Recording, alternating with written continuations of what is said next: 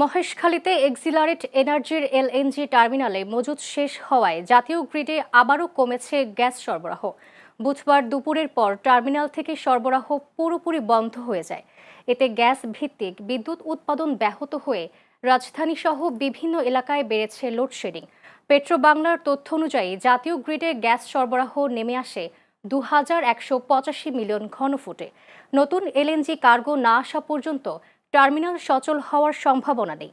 এদিকে গ্যাসের চাপ কম থাকায় ব্যাহত হচ্ছে বাসাবাড়ির রান্না, শিল্প কারখানার উৎপাদন ও সিএনজি স্টেশনের কার্যক্রম। পর্যাপ্ত গ্যাস না পেয়ে স্টেশনগুলোতেও দীর্ঘ হচ্ছে গাড়ির সারি। এছাড়া গ্যাস না থাকায় অনেক ফিলিং স্টেশনে বন্ধ করে রাখা হয়েছে।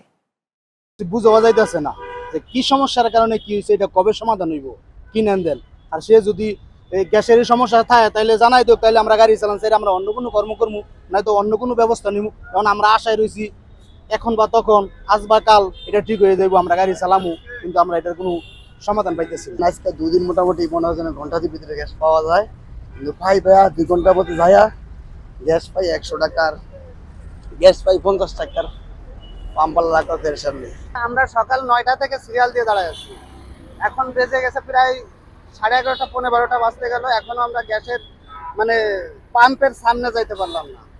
এখন আমাদের সামনে প্রায় আরো 50-60টা গাড়ি আছে, আর আদৌ কি আমরা পাবো কিনা গ্যাস এটা আমরা নিশ্চিত না। এলপির বোতল আগে কিনা 1500 টাকা দেওয়া, অনেক কিনা লাগে 1700 টাকা দেওয়া, মানে এটিরও দাম বাইরে যাইতেছে। আমরা কিভাবে চলার কোনো গতি পাইতেছি না। একদিন গাড়ি চালালে 3 দিন বুঝতে ঘুমায় দাম লাগে, এরকম অবস্থায় আছি আর আমরা। আমদানি তো মালিকরে দিতে পারতাছি না, অনেক বেড়ানো তো গাড়ি উনি বুগা মালিকে কিস্তির বেড়ানো তো মানতেছে না। মামি সিং থেকে কিস্তি আনছি গাড়ি, এই বেড়ানো তো আর মানে না। তখন আমরা এই আছি খুব ঝামেলা।